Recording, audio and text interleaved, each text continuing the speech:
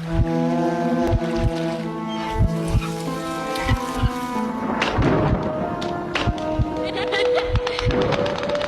everyone and welcome back to the channel. My name is Scott and I'm going to be your host today as we look at a sequel that, well, let's just say it's complicated.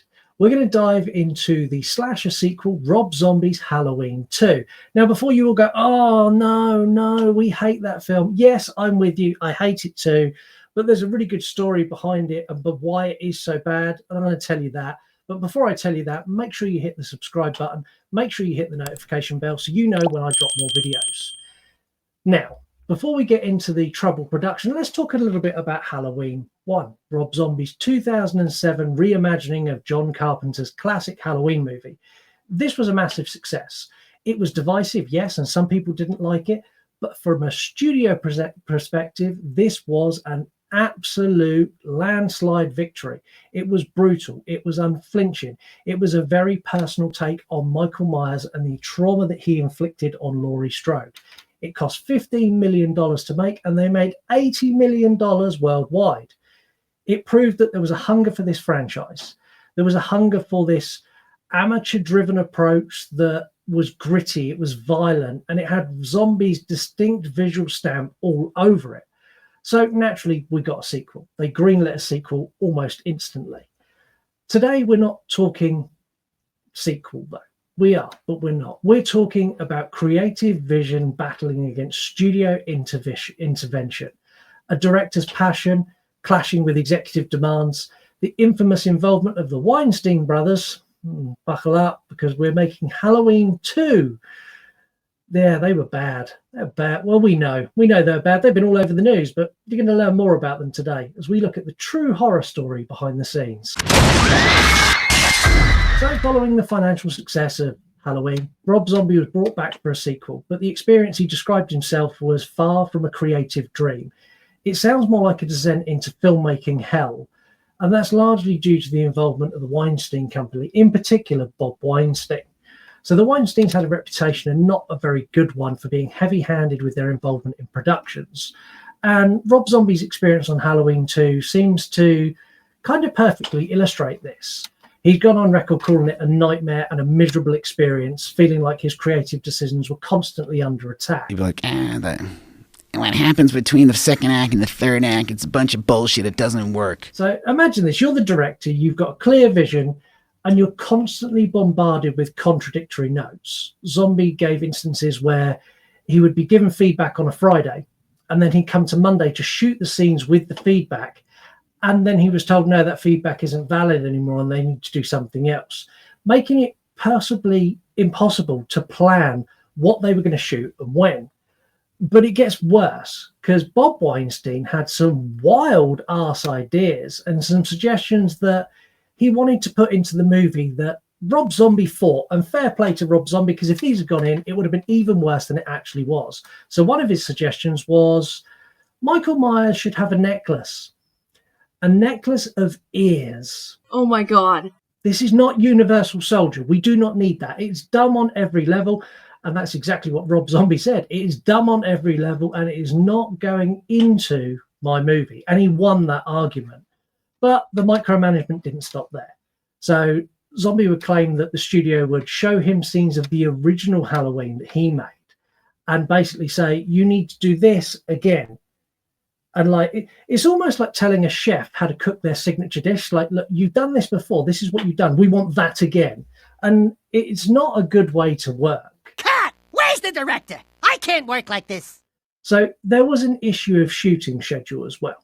And this started on the very first day. So the first day, everyone rocks up. The Weinsteins rock up and they go, oh, by the way, we've cut your production time by 2 weeks. That doesn't sound like a lot. But in movie-making terms, that is a lot. This meant he had to compromise on his script, his overall vision. It's like someone saying, you want to build a house. You're going to build a house, but we're going to take away 1/3 of the bricks. So now you need to make a smaller house. And that's exactly what they've done. Now, the interference didn't stop when the cameras stopped rolling either. So post-production, Bob Weinstein reportedly told Zombie that he hated, and I quote, every single fucking frame of the movie and demanded he fired his editor. Now, the lack of negativity and trust the studio had for someone who'd created a fucking successful, be it divisive, but a very successful Halloween movie is disgusting. So what was Rob's original vision? Like, we know how much it was pulled apart, but what was his actual idea? What were we gonna get? Well, what we were gonna get was much darker and much more psychologically driven than a typical slasher. So Rob Zombie had decided he wanted to delve into the trauma experienced by Laurie Strode and what a fractured psyche for her and for Michael Myers would mean. So the surreal and sort of ethereal elements that do appear in the final cut, you get visions of Michael's mother and the white horse and Laurie's disturbing dreams. Like, these were going to be much more fleshed out and much more part of the movie, which would have made them make a lot more sense, because Sherry Moon Zombie and a white horse makes no fucking sense at all in the cut we've got. But I think had Rob Zombie got his full story, it would have made sense. Now, Rob also wanted to go for a grittier, more realistic tone, everything on 16mm to give the film like a grindhouse aesthetic. And he wanted to take a step away from the cleaner look that most of the other Halloween films had, and wanted to go for a less straightforward body count movie and more of a character study, looking at what happens to damaged individuals in a brutal world. Now, I think this is a good step, and he wanted to, having established himself with his original, he wanted to step away from the established tropes of Carpenter and do something different. But he didn't get to do that. The studio constantly interfered and chipped away at his vision. They forced plot elements, uneven pacing, compromised the tone of the final film, and basically just pulled scenes apart. Some of the subplots of characters that can be seen in the movie only kind of halfway get fleshed out and then they stop. And that's because of studio mandates and rush production. Like the prominent role of Sherry Moon Zombie as Michael's mother as a ghost, it's really divisive. But it's only divisive because of how it was put into this movie and how it was edited in.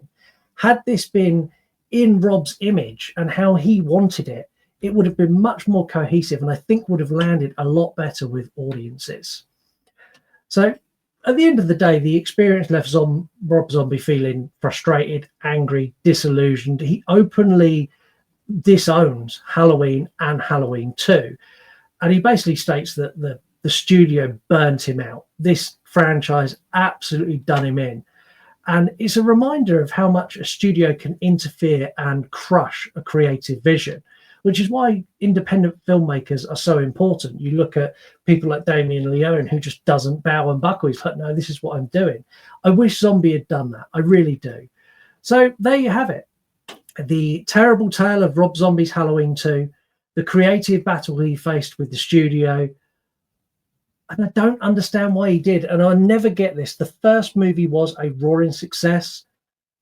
And the second film would have been as well, had they just let him do it. Yes, it still would have been devices. Yes, it still wouldn't have been John Carpenter's vision, but it would have been Rob's and it would have been unique. But I want to know what your thoughts are. What do you think of Rob Zombie's Halloween 2? Do you think the studio influence and interference affected the final product? Do you think that he still would have made a bad movie? Let me know in the comments below. Don't forget to like this video and subscribe for more deep dives into the world of horror. And until next time, have a wonderful day. Bye, guys.